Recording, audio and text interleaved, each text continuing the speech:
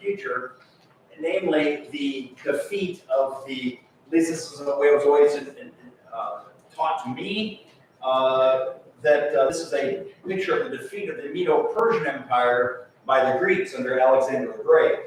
Now, if you look at this very quickly, there's a male goat, we are told, and he's going all over the place throughout the Middle East. He's going east and west and south and north, and he's got two horns.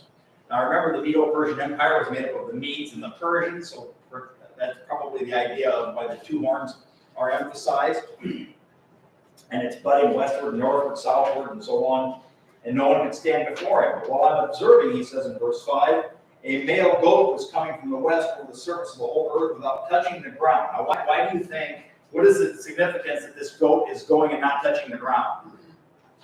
Speed. He's very fast. Alexander the Great, up to this time, nobody had seen anything like it because of the speed with which he conquered his enemies. And I understand that Alexander was no slouch. He was like the first one over the wall when it came time to conquer an enemy. He was not like one of these guys that stood in the back and watched the men go. He led them into battle. I understand that he was particularly courageous.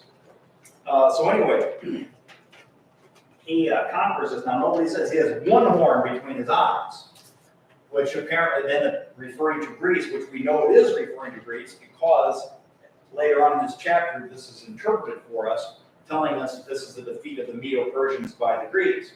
So anyway, this goat comes, and he's particularly ferocious.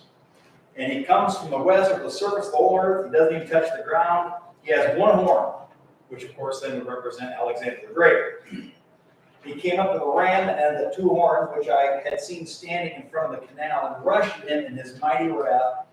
I saw him come beside the ram. He was enraged in him. He struck the ram. He shattered his two horns. And the ram had no strength to withstand him. He hurled him to the ground. He trampled on him, and there was none to rescue him from his power. He really puts the wood to this ram.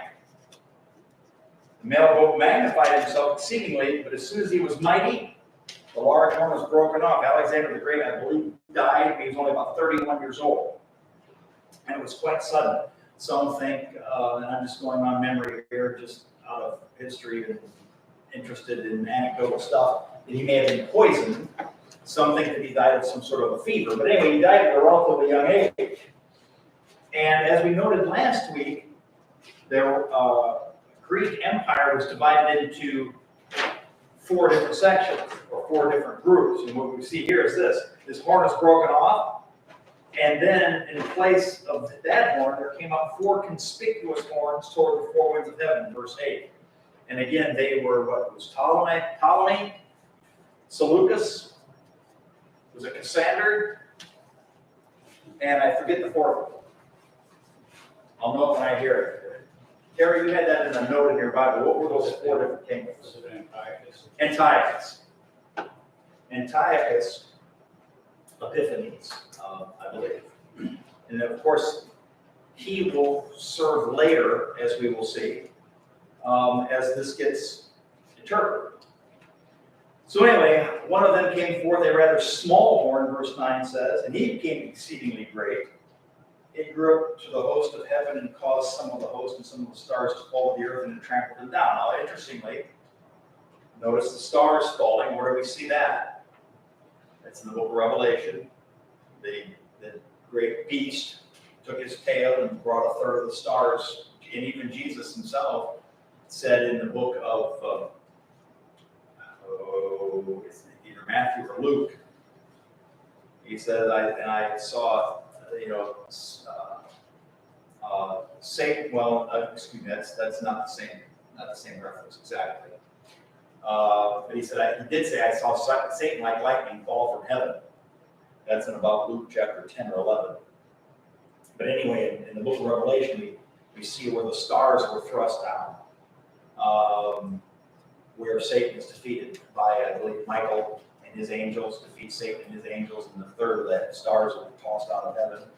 Well, anyway, the interpretation of the vision starts in verse 15. When I, Daniel, had seen the vision, I sought to understand it. Behold, standing before me was one who looked like a man. And I heard the voice of the man between the banks of the Ulai, and he called out and said, Gabriel, give this man an understanding of the vision. So he came near to where I was standing, and so Gabriel comes and talks to Daniel and gives him an interpretation. The ram's identity is Medo-Persia, and the goat is Greece. And the large horn that is between his eyes is the first king, which of course then would be probably Philip of Macedon was quite a soldier himself, but this is most certainly then referring to his son, Alexander the Great. So he comes on the scene and he smashes everybody. And this then gets very complicated. We're not going to get into all this. To be honest with you, I didn't even try. I did not